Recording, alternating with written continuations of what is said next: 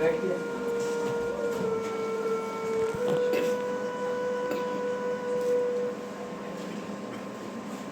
अजरज होता होगा, मैं क्यों आई? कदाचित होता भी है। कैसे हो? ठीक हूँ, मतलब जैसा भी हूँ आपके समक्ष हूँ। प्रथम बार आई हैं। हाँ, तो क्या सेवा करूँ आपकी? मध्य रात्रि हो चली है, सेवक सारे सो गए। हाँ, रात वाकई हो चली। आप जल लेंगी?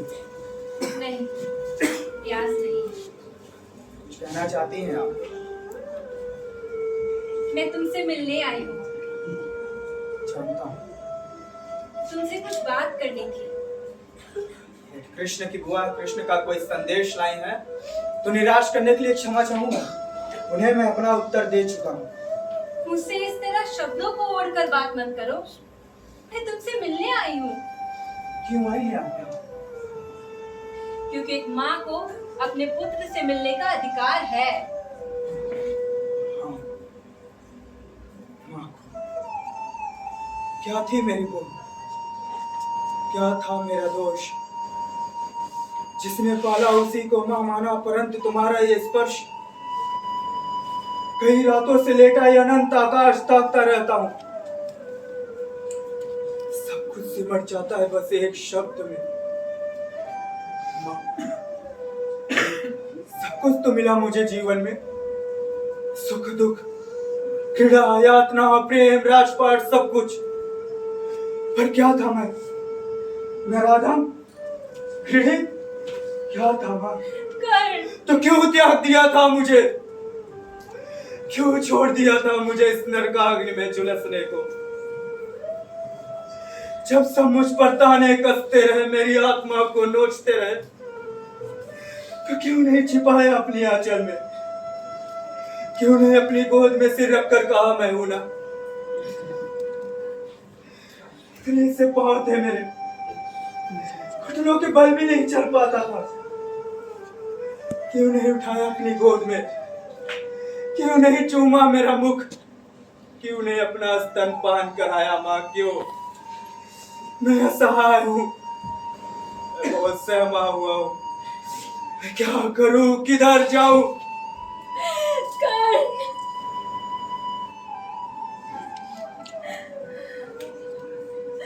धीरज रख, मैं हूं ना।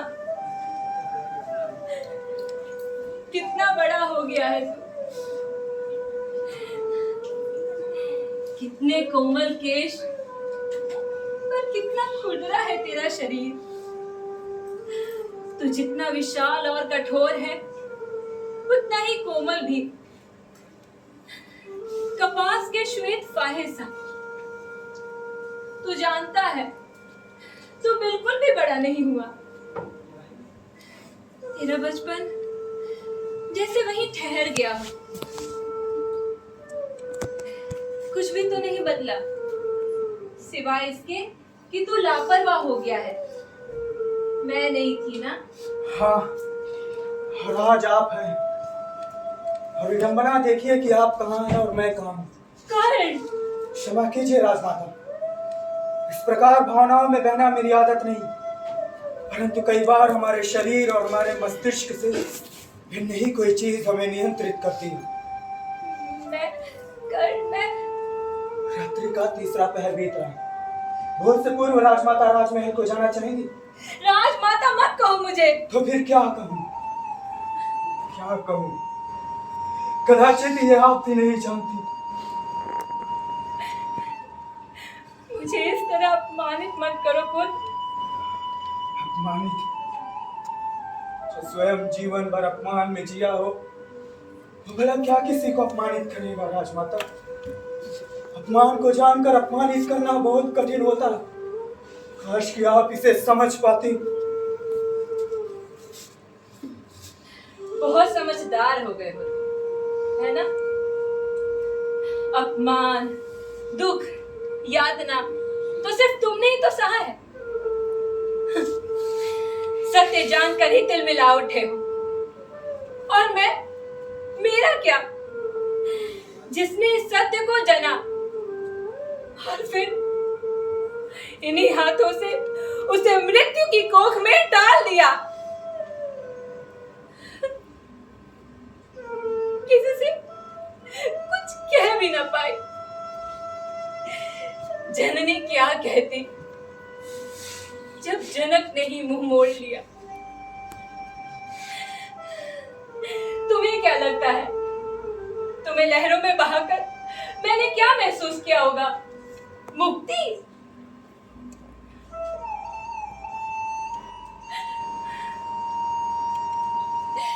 जिस सृजन को मैंने 9 महीने गर्भ में सहेजा, जिसे जना, जिसे जीवन दिया, उसे मृत्यु को सौंपकर क्या मैंने मुक्ति महसूस की होगी?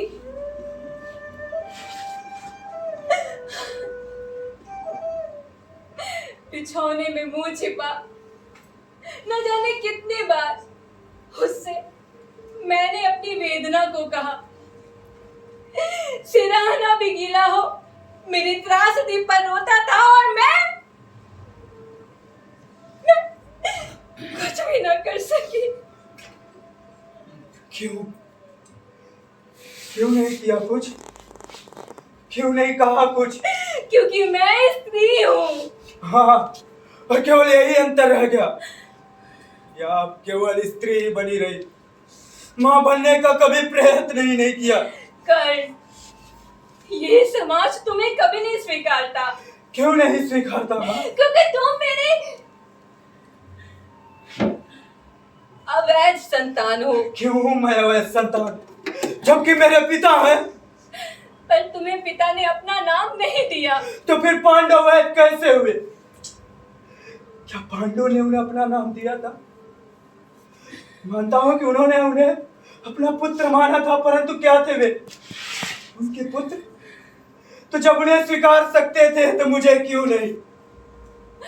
मगर विवाह से पूर्व संतान की उत्पत्ति अमान्य है। विवाह के पश्चात उसी पद्धति से वो मान्य हो जाती है। मगर समाज उसे मान्यता देता है। समाज तो हर उस चीज को मान्यता देता है जो उससे मनवाया जाए। आखिर सत्यवती को मान्यता क्यों मिली? क्योंकि उन्होंने मनवाया। और आप इतनी निर्बल थी कि आपने एक बार भी प्रयास नहीं किया। इसका भी एक बार तो कहा होता माँ। कर्ण, तुम नहीं जानते ये समाज कितना निष्ठुर है। ये समाज है क्या माँ? मैं और आप दरअसल मान्यता हम ही देते हैं। कदाचित मान्यता तो मुझे आपने अपने मन से ही नहीं दी। नहीं, ये झूठ है। मैंने तुम्हें अपना पुत्र माना है। हाँ, परंतु आज ही क्यों? जब कल प्रातःकाल ये कर्ण कौरव सेना का सेनापति बनकर रणभूमि में जा रहा, क्यों माना मुझे पुत्र? जब मेरा यह संकल्प दृढ़ हो चुका है कि पांडव का वध ही मेरा ध्येय है। मुझ पर लांछन मत लगाओ कर्ण। लांछन नहीं लगा रहा हूँ राजमाता, केवल वास्तविकता बता रहा हूँ। जब मैं कुछ नहीं था तो नाम शूद्र, और जब आज आया समय युद्ध का तो एक खलबली कैसी। कृष्ण भागे भागे चले आए सत्य असत्य धर्म अधर्म की परिभाषा देने, और राजमाता कुंती मध्य रात्रि को चली आई पुत्र कहने। यह प्रेम आज अचानक क्यों फूटा? जब आज तक अपनी वेदना को छिपाए रखा, क्यों कहने चली आई मुझसे अपनी ये त्रासदी? क्योंकि यदि मैं आज भी ना आती तो विनाश होता। भाई भाई की हत्या करने को रण में उतर जाते। आज यहाँ आपके आ जाने से यह विनाश रुकेगा नहीं, क्योंकि यह विनाश स्वार्थों की नींव पर खड़ा है। और कोई भी शांति के लिए अपने स्वार्थ को त्यागने को सच नहीं। चाहिए जाकर विश्राम कीजिए। कल प्रातःकाल अपने पुत्रों का और तिलक भी तो करना होगा। तो क्या तुमने निश्चय कर लिया? हाँ। जो बीता उसे भुलाया नहीं जा सकता। कदापि नहीं। यही भूल कर रहे हो कर्ण। जो बीत जाता है उसका कोई महत्व नहीं होता।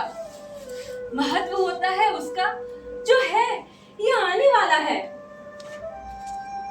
भूत भले ही बीत जाता है, परंतु वही समेटता है वर्तमान और भविष्य को अपने अंदर। वही निर्णायक होता है आज और आने वाले कल का। कदाचित उसने निर्णय लिया है मेरे जीवन का और इसे मैं नकार नहीं सकता। तू ये भी नहीं नकार सकता कि जिनसे तू लड़ने जा रहा है वे भी तो शक्तिशाली हैं। वे भी तो कर सकते हैं तेरा वध। प्रथम बार सुना कि युद्ध में जाने से पूर्व महापुत्र को ऐसे वचन भी कहती है। चिंता स्वाभाविक है, परंतु आप निश्चिंत रहिए राजमाता, क्योंकि उनकी शक्ति है कृष्ण, और कृष्ण किसी की शक्ति क्या बनेंगे, वे स्वयं इतने निर्बल हैं। कर्ण, कुछ अनुचित नहीं कर रहा हूं राजमाता। यदि वो निर्बल ना होते तो आपको ना भेजते, इंद्र को ना भेजते मेरा कवच और कुंडल लेने के लिए। ये देखिए, दे दिया सब कुछ दान। यदि कोई यह समझता है कवच और कुंडल देकर कर्ण कर्ण नहीं रहा तो यह उसकी भूल है, क्योंकि कर्ण का अर्थ कवच और कुंडल नहीं, बल्कि वो है जो आपके समक्ष है। बड़ा दानवीर है ना तू, सबको दान देता फिरना है।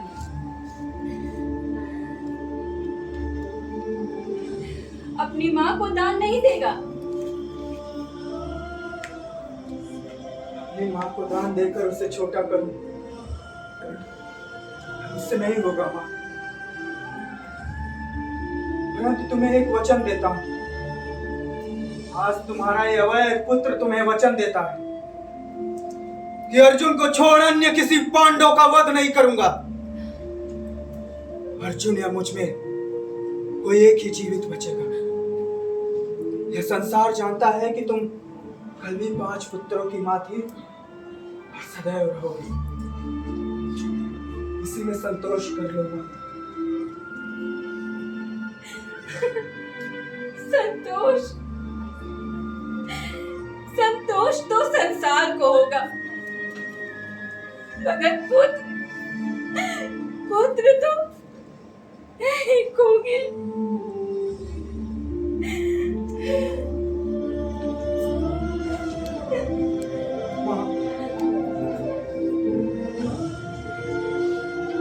मैं तुम्हारी अवैध संतान हूं। इस अवैध संतान को युद्ध में जाने से पूर्व तुम्हारे आशीर्वाद तक का अधिकार नहीं।